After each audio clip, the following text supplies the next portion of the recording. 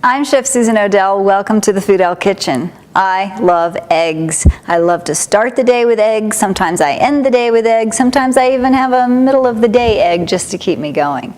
We're going to look today at how to soft boil eggs, hard boiled eggs, and scramble eggs. It's a great way to get a good load of protein, and it's also a good way to use up some of the leftovers that are in your refrigerator.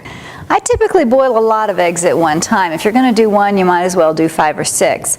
I put them in an empty pan, and then I'm going to fill water in the pan, cold water, to about 1 inch above the eggs. Once you've covered your eggs with about 1 inch of water, bring the water to a boil over high heat. Once it boils, turn off the heat, cover your pan, and set your timer. It's 3 minutes for soft-boiled eggs or 10 minutes for hard-boiled. It's been 3 minutes. I'm going to take my 1 egg out and enjoy that as a soft-boiled egg and leave the rest of them in to finish hard cooking. If you find that 3 minutes makes it a little too hard for your taste, you prefer it runnier, try 2.5 the next time. And if you like it even runnier, try 2 minutes.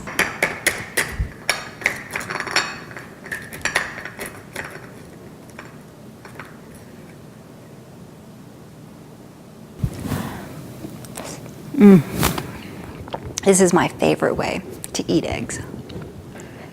Scrambled eggs are my favorite way of using up things that are left over in the refrigerator, which is why I always encourage you, if you have just a little bit left of onion or shallots or whatever vegetable you might have been using the night before, keep it and throw it in your eggs. I always like to cook my scrambled eggs in a non-stick pan. It just makes life a lot easier. I start with a little olive oil. You can use butter if you prefer, or canola oil. Just about 1/2 tablespoon is all. And then you always add your uncooked vegetables first before you add your eggs. So in this case, I've got some nice chopped mushrooms, pretty small, and some shallots. These I used in a salad dressing last night, but I just happen to have some leftovers. Let's add them to the pan.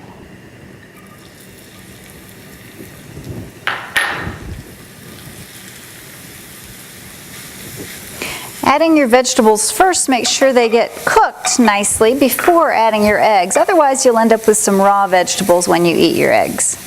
So just a small point, whenever you crack eggs, crack it on a flat surface rather than on the side of your bowl. It tends to crack much more evenly that way.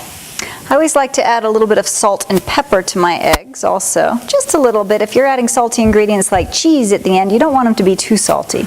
I just give them a little whisk, just enough to break up the yolk. Now that my vegetables are nicely cooked and my onion is soft and my mushrooms are smelling absolutely delicious, I'm just going to add this directly to the pan. Give it a little stir. The key to making a nice scrambled egg is to not cook it over too high of a heat. Keep it gentle, take a little longer to cook it, and then you won't get that big, that hard crust that sometimes develops around the edge of your pan. So just keep the heat low. So if you like adding cheese to your eggs, your scrambled eggs, always add it at the end. Cheese really shouldn't cook, it just needs to melt. This is Asiago cheese that I had grated in the refrigerator, ready to go. You can use cheddar or anything else you like. Stir it in, turn off the heat, taste it, see if it needs a little more salt and pepper, and serve. I strongly encourage you to incorporate eggs into your diet. They're inexpensive and they pack a huge punch as far as protein and vitamins and minerals are concerned. Even if you buy the most expensive eggs out there that are free-range, organic, they're high in omega-3s, they're brown, they're orange, they're purple, whatever color you get, they're only about 50 cents each, and that's at the highest cost. So 2 eggs make a meal, put that on your dollar menu. Bon appetit.